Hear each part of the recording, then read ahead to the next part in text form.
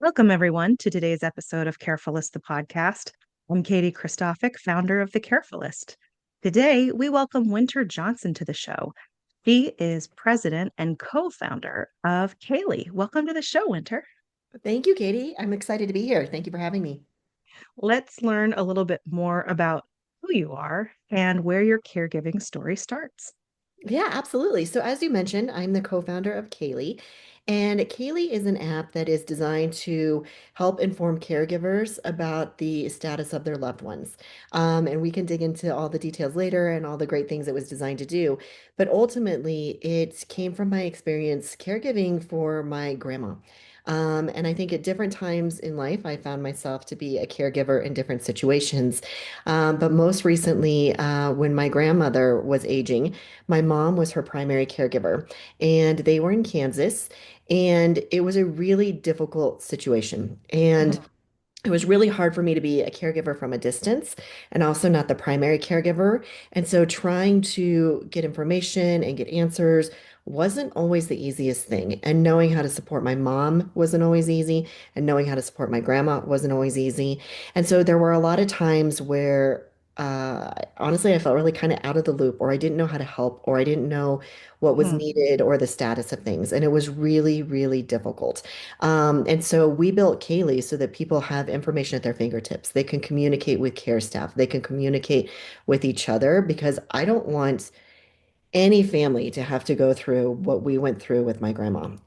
There was a time where my grandma was in the hospital for more than a week and we didn't know. And you think, how could someone not know that?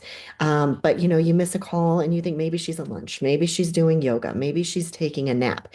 And for a while, I just thought it was a unique experience. And I hear more and more families who go through this. Even one of our own team members just a few weeks ago experienced this. And I don't want anyone to ever have to feel that or to ever have to go through that. And so if we can prevent that, as caregivers, we're Mhm. wanting to do that. But also I think a lot about how the experience could have been different for my grandma. How could we have made it easier for her? How could we have changed that for her so her last months and years were more connected and more meaningful? I'm not quite sure Yeah, that meaningful is the right word, but honestly, more meaningful. yeah, yeah. More, the word I think I settle on a lot is there's more humanity to the Yes. life. Yes. And I think Yeah. now there are a lot of ways that we would have done it different. And if we can help families do that, that would be great. But I also realize that there's times in my life outside of my grandma that I've been a caregiver and I didn't realize what I needed or how the situation could have been different. When I was married before and I had a son and was pregnant with my second, my husband was diagnosed with cancer. And so that was a really difficult caregiving experience as a spouse and a young family.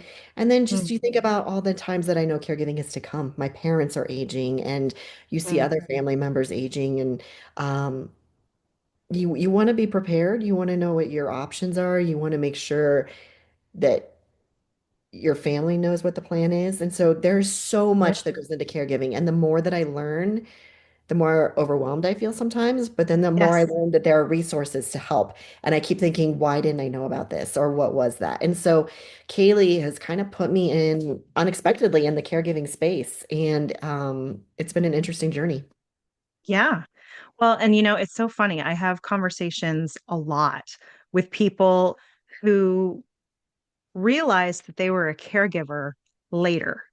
I mean, you just kind of fall into it. Like something happens or there's a diagnosis and you're just being that supportive family member or that friend or that neighbor. And it's not until you talk with someone else and you have a different frame of reference or point of view to what you were experiencing that you're like, oh, yeah, I was a caregiver, or I am a caregiver. And that puts a completely different twist on it. Yes, to all of that. But it is interesting to me about how I think when you think caregivers, people tend to think the medical caregivers, Yep. the very clinical definition of caregiving. And we were meeting with someone who was absolutely wonderful in the space. And she was telling us how their company spent millions on campaigns trying to, share you might be a caregiver if. And we've done some of the Mhm. same. You might be a caregiver if you're doing some of these things. And you have people who say, okay, wait, I am. But it prevents people from getting the help they need, the resources, the care that they need. If they don't recognize that they're a caregiver, Mhm. they don't know what to look for. And so it's really complicated, and it's a lot of women in the space. I think the latest stat I read was more than 60% of caregivers are women. And so they're not getting the care they need. They're not looking for resources and tools. And so I think getting people to recognize you are a caregiver and you need support is huge. Yes. And to take a step even further back, to have that conversation before you become a caregiver. And so when you were talking about now that you've been through it and you're recognizing things with your parents as they age and other relatives as they age, it's one of those things like once you do it, you see it immediately in others. Like, okay, I recognize what you're going through, I recognize what you're doing. But then I'm looking at my own family and going, okay, well, so and so, they didn't walk like that the last time I spoke with them, or they weren't missing these words or struggling to grasp a concept the last time I saw them or I talked to them. You start to key in on those things earlier. So, unfortunately, whoever is your first caregiver experience, they're your little guinea pig. Yes. Yeah. I'm grateful for our guinea pigs, but it's unfortunate as well. You But know, once you've had that, you know what you're looking for. something that I'm challenging myself to is to have the conversations before they're even needed, before you notice that the walk is different or that the words are Yep. missing. And there isn't the emotion and the fear tied to it. I mean, we all know that Mhm. it's coming to some degree, but if you can set those expectations and plans in place before they're even needed, I think it's a different kind of conversation. Yeah. One of the tools that I really like, and I actually just filled it out for myself, is called the Five Wishes. I don't know if you've heard of this. I have heard of it, but I have not Okay. engaged with it. So I had heard of it, and then I was at my physical, I guess, like over the summer last year, and I happened to see them printed in my doctor's office. I thought, oh, just heard this. So I picked up two, one for myself and one for my husband, and I brought it home. And essentially, it is a booklet of not that many pages. I mean, it's pretty short, but they pre-print, I do want this for my care. I don't want this for my care. And you can cross things out, you can add things, but it really prompts you to think about if I am in a situation where I can't make decisions for myself, I appoint this person to make decisions on my behalf. And these are the things I want. And it is a legally binding document. You get two witnesses to sign it, you get it notarized. So you don't have to go through a lawyer. I know that is a barrier for a lot of people. This takes that away. You can download it for free offline if you don't have it at your doctor's office. But then everybody is on the same page. So if something happens and I'm in a coma or whatever, and I can't make decisions for myself, my husband knows very clearly because he can see it in my handwriting. I agree that I don't want to be tube fed if there is nothing else that they can do for me, to be kept alive or whatever. Um, that booklet is a really great tool to start the conversation about, what would you like for your care if something were to happen? And then we have a game plan already so that if it does, we know what your wishes are. We should all be doing that, and we should all be updating it constantly. Yep, My co-partner, co-founder, her family does an annual family meeting where they walk through all of it, everything from financials to last wishes to where documents are. And I've never heard of a family doing that. And I think it should be that's something that, amazing. yes, everyone should do that. And we should all be prepared, and it should just be the expectation so everyone's on the same page. But I love that booklet idea. And the fact that it is legally binding, and it's hard because I don't know what I want for myself sometimes. I definitely wouldn't know what family members want. And so Right. really making sure you've all outlined that there's so much value in that. And I tend, I used to think caregiving is for the elderly. I don't need to worry about that for 20, 30, 40 more years. But you're hearing Mhm. more and more situations on both sides where caregivers are getting younger. The number Yep. of caregivers who are under 18 is just heartbreaking. And to Yeah. hear some of those stories. But then also people are needing care younger some days. You know, the instances of strokes in people in their 30s and 40s are increasing, cancer, heart disease. It's all very scary. And so I don't think being prepared, you can't do it too soon or too early. Right.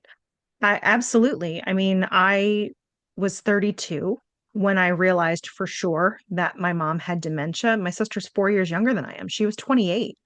So, I mean, we were dealing with dementia. It wasn't technically early onset because I think you have to be under 55, and my mom was in her early 60s, but it was a solid, 15 years before we ever thought we would be having a conversation like that. Yeah, that's And young. yeah, it's unfortunate, but it happens. It does. And I think now there's a lot of visibility that there wasn't even 5 to 10 years ago. You know, being in the caregiving space, you'll get on Instagram or TikTok and you'll see these day-to-day experiences of these caregivers and what they're going through. And I know for me, it's completely changed the landscape of caregiving, but also my understanding of what can dementia look like? What can it look Mhm. like after a stroke? You know, it just really brings life and a lot of questions and Mhm. reality to situations that we could all find ourselves in an instant. Yes. Yeah. And that pre-planning, obviously, you don't know what tomorrow holds or this afternoon holds, so you can't prepare for everything. But having those discussions ahead of time takes some of the guesswork out when you're in crisis mode. Yep. And being in crisis mode, there's nothing worse than trying to figure it out at the same time than when you are in crisis Yes. mode. It's distracting, it's exhausting, it's emotionally draining. And, you know, I ask myself all the time, did we honor what my grandma wanted? Because we didn't know. We didn't have those conversations. It was always, there's another day, there's another visit, there's another. And in our case, it happened quickly. And so Mhm. the last thing I want anyone to wonder is, did we honor her wishes? Yeah. If you don't mind my asking, what happened with your grandma? What was the care situation? Yeah, so my grandma, it was, you know, everything. She was in Kansas and it was during COVID. And my grandpa had dementia. And it was very clear that he had gotten dementia and she couldn't care for him anymore. And so they Mhm. were living independently and he was relocated to a senior living facility. And it was difficult. But it was short-lived. But my Mhm. grandma was independent for quite some time. And then we moved her into a senior living facility, which was a hard decision for her. She wanted to stay at home, Yeah. but she was in a small town in Kansas. It was very lonely for her, especially during COVID. It just changed the landscape of things. And so being in a senior living facility where we knew, you know, she has some independence, but there's also medical staff there if she needs it, like, you Yep. know, we're okay. And so what happened really quickly is I feel like, you know, I talked to her one day and she was headed to lunch and then we didn't we didn't hear from her for a couple of days. And then we learned she was in the hospital and she had gotten a UTI. And Mm. it felt like all of a sudden there was dementia there almost instantly. It was very Yeah. shocking of like, I just talked to you last week and I hadn't seen these. And now we have these signs and symptoms. And so, why she had a UTI, she got the flu and she got COVID. And she came to Colorado for a short amount of time, but unfortunately was moved to hospice and passed away fairly quickly after that. And so for us, it really did feel like you're talking to grandma, and then all of a sudden everything changed so quickly. And so we Yeah. really did think like we've got time. Grandma's fine. We were just visiting, you know, a few weeks ago to all of Mhm. a sudden that's not the case. And really trying to figure out, like I said, manage with my mom of like, wait, she has what? Or what were those results? Or when's the next appointment? Or Mhm. um, and even before that, like, is grandma getting the care she needs? Is she taking her medications? And we would call the senior living facility. And I remember feeling so guilty of like, I want to call and I want to talk to her nurse and I want to ask questions, Mhm. but they have 8 people they're caring for. And they, you know, they get all these questions and they're doing all of these things. And do I want to leave a message? Do I want to have them take time out of their day to call me? And so part of why we built Caily is so you can chat with the senior living staff, you can chat with the nurses, you can chat with the admin, you can ask, did grandma sleep well? Did mom get what she needs? And they can get back to you when they can. There's not phone tag. There's no guilt with asking the questions. There's quick updates. It's safety or it's safe, it's secure, it's HIPAA compliant. But I would just remember thinking, I don't want to interrupt their day. They have so much going on, so many more things that are Yeah. important. And I feel awful for that. Yeah. It's so hard to know what the balance is because when you can be there in person, you can make friends with the staff. And that's different because then you're just having a conversation. But if you can't be there in person and you're the person calling on the phone, it feels different. Like I'm not part of the everyday daily routine. I am now interrupting. Yep. So I love what you just said, that little blurb about Caily. So why don't we talk more in depth about exactly what Caily is and how it's supposed to work? Yeah. So Kaylee is an app that works with senior living facilities, assisted living facilities, anyone kind of receiving care, and it connects them to their families. And so the core feature is a chat feature. So you can chat, like I said, with the nurses, the caregivers, the admin staff. You can even chat with your other family. I remember trying to get updates about my grandma, and we have a long family chat, but you're scrolling and scrolling and scrolling, and you're looking through baseball schedules and dinner plans to get to what did she say about grandma? Like, so to Right. have a really centralized place about this is for grandma's care is really important. And so you can chat, like I said, with family, with staff, whatever it might be, but it also gives you access to any medical records that the facility has. So a community can connect to their EHR. And so you can go in and you can see, okay, grandma, her symptoms today were this. She took the medication at this time. And so you don't have to call or ask those questions. And when you do communicate with staff at the communities, you can, it's not, did she take her medicine? It's tell me about how she's truly doing, you know? So you can Yeah. get all those details that you need. You can have more knowledge and power in caring for your loved one and making sure that you're on top of it. And so we launch in just a few weeks. We're super excited. But to be able to be a part of their care in a different level is really important to us. And, you know, like I said, if I had known, if we hadn't gotten an update or we hadn't heard from my grandma or we had had a different way to communicate, we would have known what was going on sooner than we did. We could have reacted differently. And so just to provide the tools and leverage technology and caregiving in a really impactful and positive way is where Kaylee came from. Yeah. Oh, that's so exciting. Congratulations. Thank And you. I love the concept of it. Can you talk a little bit more about how the nursing staff would have access? Like how does that work? Do they have an app on their phone as well with the file? Yes, which is Okay. huge. So it is, think of it as like texting through Apple or Google on your phone. It's as simple as Mm. that. And so the staff has an app, and the staff can use it to talk to other staff members. Hmm. When we were doing our research for this, it's really fascinating how challenging communication can be with sharing personal health information, HIPAA regulations. Even Yeah. staff has a hard time communicating with each other. And so we learned that, you know, people are sending messages from personal phones, or you know, you're talking to your loved one's nurse and you get their phone number and you're texting them on a Saturday night when they're not working. You're not getting the answers that you need. We just learned that communication was fragmented everywhere and everyone has Mhm. the best of intentions. We all know you shouldn't be sending a message from your personal cell phone, but if that's the option you have, that's what's being done. Or you Right. shouldn't send something in an email, but if that's the option that's out there, that's what they're doing. And so giving them a tool to truly be able to share even with each other is really important. You know, we heard one story where staff would yell from window to window on different floors of buildings because they didn't have a tool in one part of their building. You know, so Like we the just old heard, tin can phone system, right? yes, yes, absolutely. So we just heard, you know, when we set out to build this, I think we had a different vision for what it could be. And as we learned Mhm. more and more about what was needed, we'd hear stories like that, and we would just kind of, um, you kind of have to chuckle, but we'd also shake our head of like, the Yeah, staff deserves better, the patients deserve absolutely. better, families deserve better. And so Kaylee kind of grew and changed into a platform that is just really going to enhance communication for everyone. Yeah.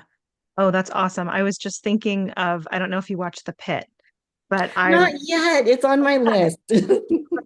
oh, it's addictive. It's such a good show. and I don't want to spoil anything, but this isn't a spoiler. It was in one of the previews. In season two, the hospital itself is under a cyber attack. And so all of their computer systems go down. And they don't have even their phones because everything is tied to it. So now people are using their personal cell phones because they still have service and they're trying to communicate with patients' families and things that way. Um, so I just thought I'd put that little bug in your ear as you're launching Caily that, it could certainly be an answer for something like that.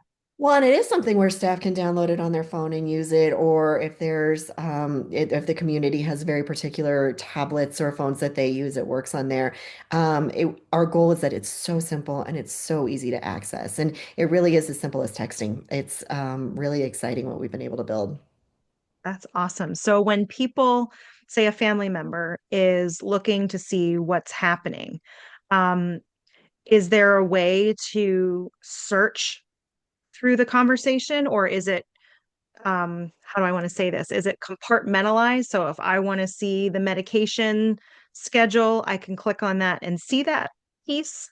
Yeah, there's actually two different features in the app. So one is just a Okay. chat section, and you can go in and you can search, maybe you remember, like she said, the nurse said something about XYZ. You can go in and search that and pull up that Hmm. conversation. But then an entirely different section of the app is the health section, and you can click into there, and it's so easy to say, okay, show me symptoms, vitals, medications, care notes. The staff a lot of times will leave notes like, Grandma had a great day. She participated in craft hours, and here's a photo of her with, whatever she made. And so you can send that as well. And so it's really, really simple to be able to look into some of those things. And from a facility perspective, and communities can choose, I'm going to share this with the families, or we're going to share XYZ. And so it's really meant to be user friendly for both sides. Hmm. And so for people who are interested in Caily, is this something that a consumer, like if I would go and say, okay, I want Caily, I'm going to download the app, or is it offered through the care facility?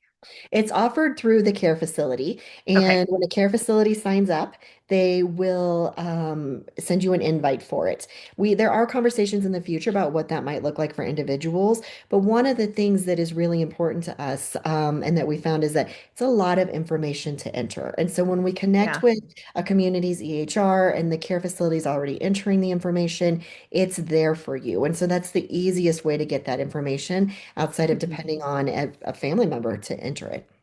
Right. And so for the folks who are listening at home, EHR is electronic health record, if you're Yes. familiar.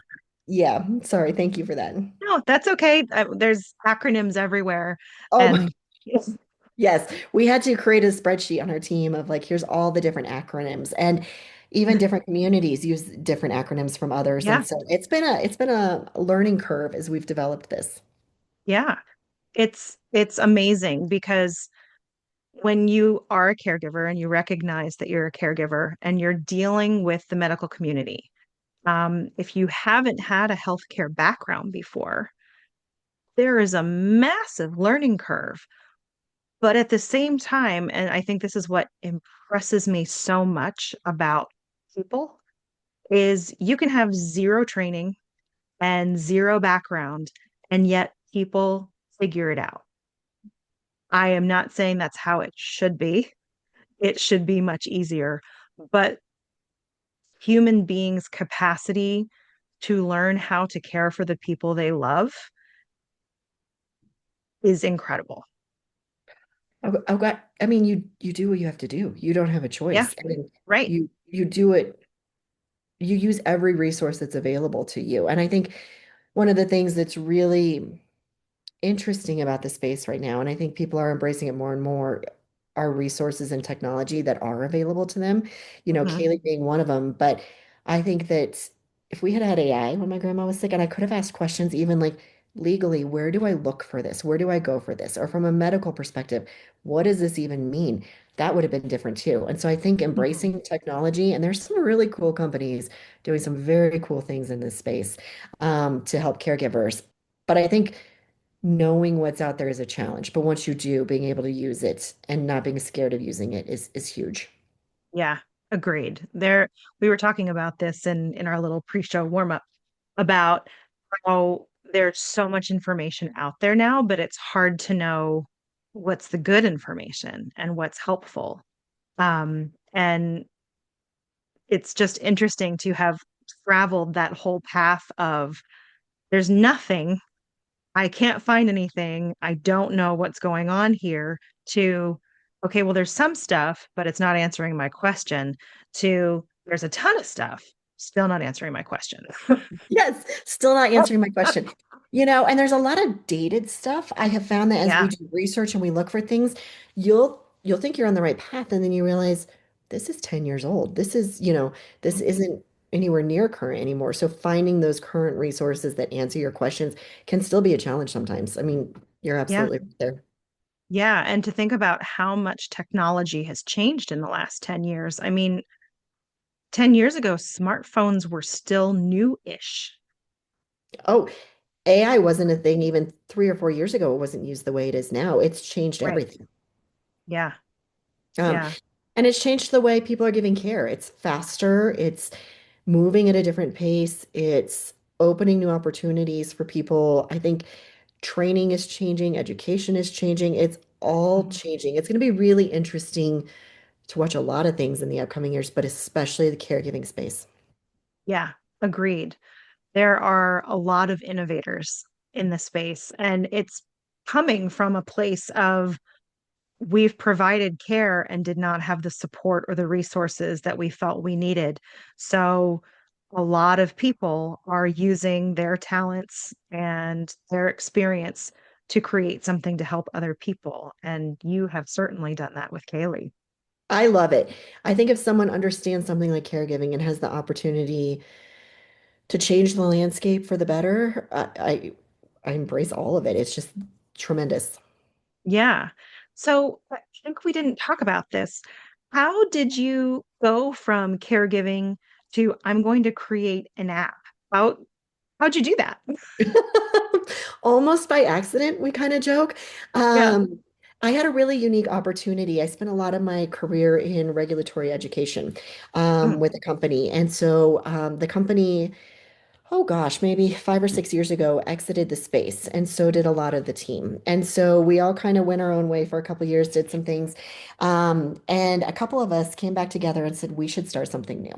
And so we spent almost a year, a little over a year actually, trying to figure out what that looked like. Did we want to go back into the education space? Did we want to go into care for pets? We looked, spent a lot of time in the pet space, or different areas where we were looking, and we knew that we wanted to be involved in something that was impactful and important.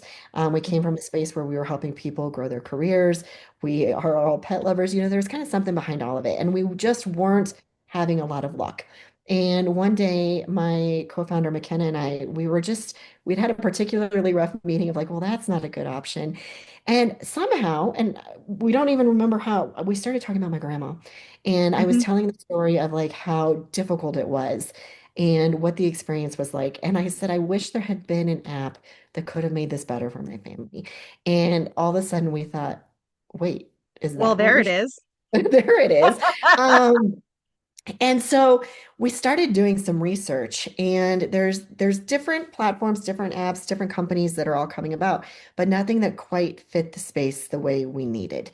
And Mhm. so the more we talk to caregivers, to people who are receiving care, to families, medical professionals, tech companies, the more we realize there's real opportunity here to make a difference. And we can really solve a problem that's out there. And so we spent a year really kind of exploring the space, figuring out what was needed. And like I said, we're getting ready to launch in a couple weeks. But it was something that it felt so personal at the time, but also I didn't Yeah. realize that like there might be a better way to do it, because I think I watched my grandparents care for my great grandparents that way, and my parents care for my parents. And you just kind of thought, it is what it is. And you felt bad about it Right. and it was difficult, but it really was an aha moment of we can make this different. And we have learned so much in the last year. And I think that there's so much, obviously, that we will continue to learn. And I think caregiving is changing so much as people are getting more and more comfortable with technology as they Mm, age. yeah, And so, it will just have a different place for it. right. Absolutely. This has been a fabulous conversation. I am so happy that you have been able to do what you set out to do. Um, I'm sorry that you had the experience you did with caring for your grandma, but I appreciate so much that you took what you learned from that and what you know from your professional background and kind of married those two things to do something that helps other people in what is one of the most difficult seasons of life. Well, thank you. Thank you. And we're excited to launch it and really just watch what we're able to do and the impact we're able to make. Yeah. So you said in a couple of weeks. So what is the launch date? Maybe you don't want Uh, to say that in case no, early questions come May. through. Early May is when we're launching. And so we'll be available right as this starts to air. So yeah, we're excited. Good timing. Oh, fantastic. So for anybody who's listening who works in a care facility who might be interested in this, um, how do they contact you or get on your list? Yeah, absolutely. You can go to Caily.com and that's Caily.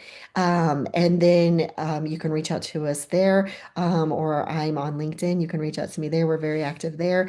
And we'll make sure to get back to you. And we can start the process of getting set up right away. Oh, fantastic.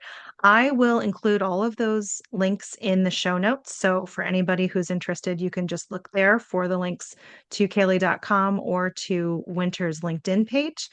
And is there anything else that you would like to share with our listeners today? Caregiving is difficult, no matter what side you're on, and just be patient with yourself and know that you're doing the best that you can. I think that's all that we can ask of ourselves. Yeah. Oh, absolutely. One of the things we talked about before this recording was there is no such thing as perfection in caregiving.